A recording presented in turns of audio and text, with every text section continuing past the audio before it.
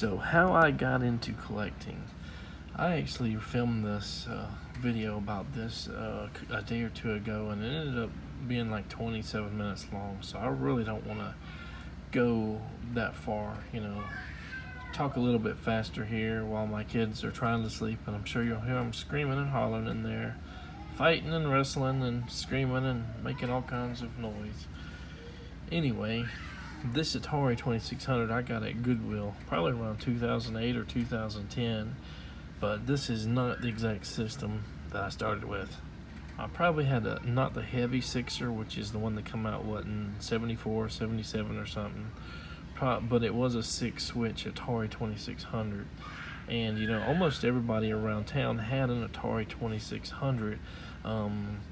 So it was kind of like the social gaming of the era, in the late 70s, early 80s. And for whatever reason, we were the family that everybody came to. We weren't rich or anything like that, but we went yard selling. We went to like Eckerd's Drugs, which would clear out a lot of electronics, video games, computer stuff, TVs, VCRs, VHS tapes. And yes, they had like TI-99 computers and Atari games. So, and we probably went to KB Toys in the Oaks Mall or something, and we didn't really go to Toys R Us until much later. And I'm not sure if Toys R Us actually existed locally, at least, because that area was pretty far off from us. But as I said, this was kind of the social gaming of the era. It wasn't like World of Warcraft, EverQuest, you got Diablo and all that stuff. So as I said, everybody came to our house to have entertainment because we had a swimming pool, like almost an Olympic-sized swimming pool. We had a trampoline. We had cookouts all the time, and birthday parties and stuff were fun. It was grew up in a fairly poor neighborhood, and we were not. We were kind of just slightly above poor, but like I said, going to a lot of the discount stores and yard selling, flea markets and stuff like that, we found Atari consoles, lots, or just games or whatever, oftentimes pretty cheap to add to our collection. And because we were already kind of like the social hub for all the kids to come and play, we built up a pretty nice collection, probably about 200 Atari games, which was a lot. I don't know anybody else around here that had them. So we didn't really consider, ourselves as collectors, not in the same way that collectors now consider, collecting. Because, now you kind of collect for value, money, and stuff like that.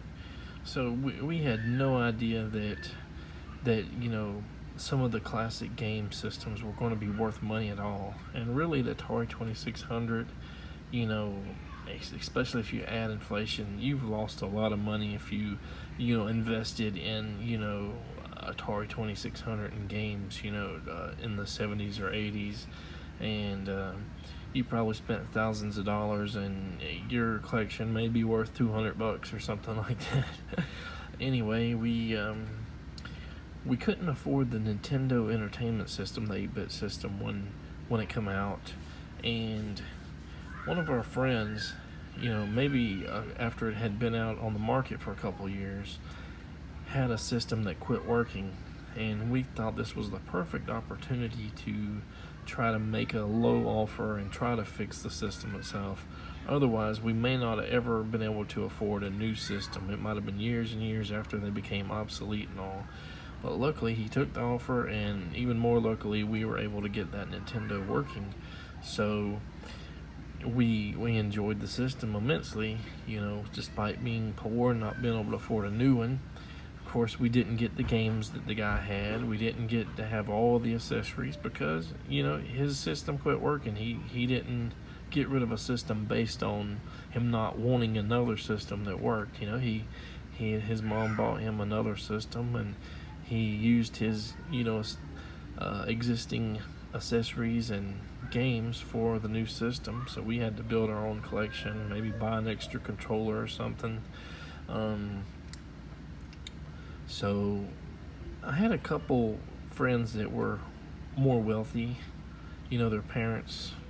And I used to go to one of their houses all the time, and his father played some of the Nintendo games, extensively as well.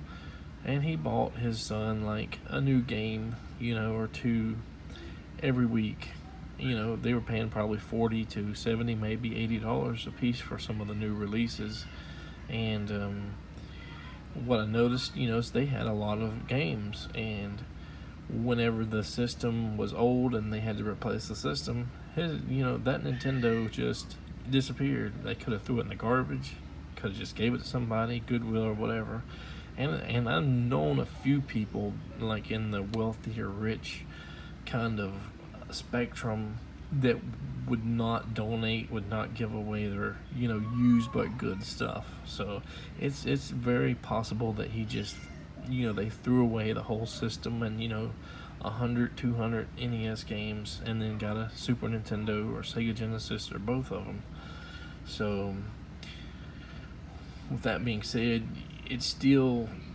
we started building our NES collection, and again, we were still kind of the social gaming hub of the city, and a lot of people came to play and trade games, and we'd let them borrow and they would borrow from us, yada yada. And and then we started with Super Nintendo, and it was probably after the Super Nintendo went out and the PlayStation 1 and stuff came out.